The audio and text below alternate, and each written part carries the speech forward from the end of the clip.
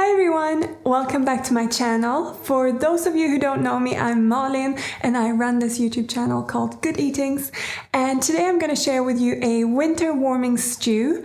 It's a beetroot bourguignon, like a take on a Boeuf Bourguignon. So it's a really rich, hearty stew using beetroot, carrot, other vegetables, and also lentils for a little bit of more filling components as well. I'm really excited to show you my version of this. I know lots of other people have made similar recipes. I definitely didn't make this up, but I'm hoping you'll enjoy my version as much as I do. And for February and March, I'm planning to share 3 more winter warming stews with you guys, so stay tuned for those. I'm hoping we can make the most of these recipes for these last months of the cold season, at least here in the Northern Hemisphere. But yeah, let's get going. Let's make some beet bourguignon. To start this recipe, I clean off my veggies and I place some hot boiling water into a bowl. And in this water, I'm gonna soak some dried mushrooms. Here I have some dried porcini that I'm very happy to say that Rob and I picked on our own in the autumn and then dried, but you can find lots of varieties in the store as well. And you can use any type of dried mushroom you like in this recipe. And once I've set those aside to soak, I go ahead and prepare my vegetables, and I start by chopping up a brown onion.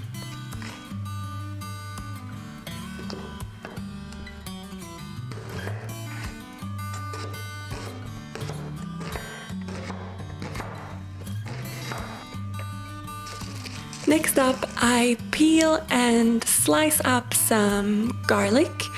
And I just chop it up into these slithers, but if you prefer, you can mince it as well. It's really up to you.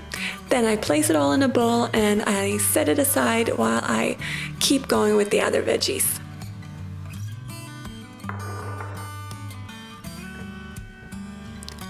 I like to peel my beetroot, but you can do it however you like. If you like the peel, you just wash it off and chop it up.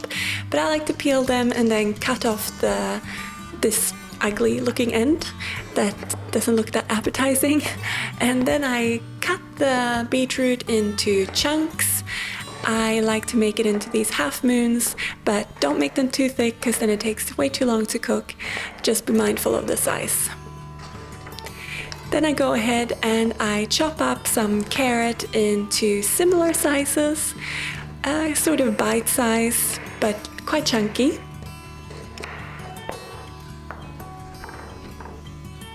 And adding to this some celery as well. And I like to chop these vegetables on an angle. It makes them look a bit more fun as they go into the stew. And now that we've chopped up all the vegetables, we're ready to start cooking the stew. And I'm using a Dutch oven, but a big pot or a big saucepan would be fine as well. I'm sauteing my onion and my garlic in some rapeseed oil, or canola oil as it also is called. But again, you could use any oil you like, or you can use some water if you prefer. And I let it brown a little bit, which adds a really nice rich flavor. And once they're browned, I'm adding in the other vegetables and I'm giving it a good mix. And I also go ahead and I season it with some salt to help the vegetables release some of its juices. And I give it another good mix to make sure the salt is well dispersed, and then I place the lid over the top and leave it to steam for about 7 to 10 minutes. In the meantime, I chop up the soaked mushrooms, and they should have been soaking for about 15 to 30 minutes. And yeah, I just pick them out of the water and I set the water aside because we're gonna use it later. And then I just chop the mushrooms roughly until it's nice bite sizes. It's really up to you how fine you want to make it, but I like this stew chunky. And then I go ahead and I put those mushrooms into the pot with the vegetables once they've steamed. And I usually do this on the hob, but I brought it over to show you. So when you do this, you can just keep it on the heat. Then I also add some balsamic vinegar.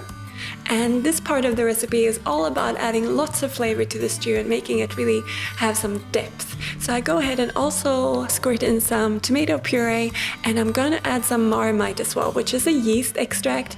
There's also a different variety called Vegemite, and I only use a very little amount because it's quite potent. And then I drizzle in some soy sauce and add some dried thyme. Then I also put in some bay leaves, which add a really nice aroma to the stew.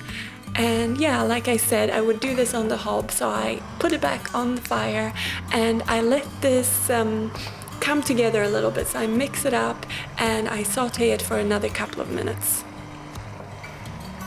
And while all the flavors are coming together on the hob, I go ahead and drain my lentils. And here I have a mixture of green French lentils and beluga lentils.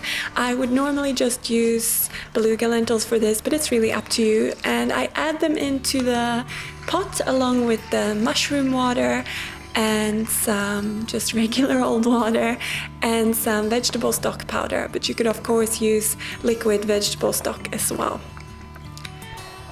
And I give it a good mix. I season it with salt and fresh black pepper.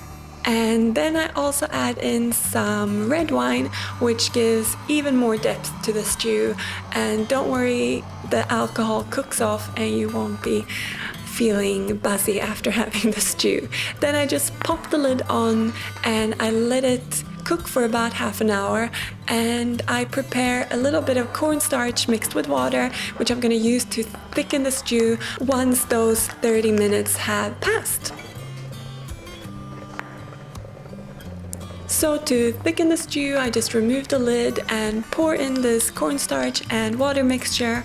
For this you could also use arrowroot powder or wheat flour, also mixed with water of course, but I just pop that into there and I bring it to a simmer and let it thicken for a couple of minutes, and then I turn the heat down and I add in some nutritional yeast for even more depth, and I stir that through and the stew is ready to serve.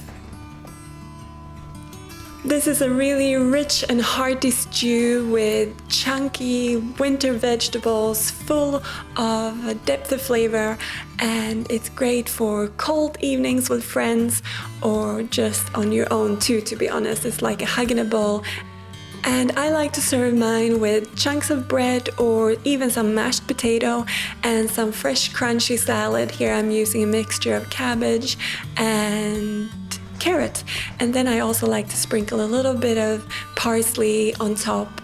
And yeah, this is it. This is the Boeuf Bourguignon. Thank you very much for watching. I really hope you enjoyed the video and that you would like to try this recipe.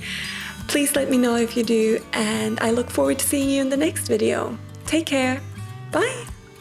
Oh, and don't forget to subscribe, and if you liked the video, please hit the like button.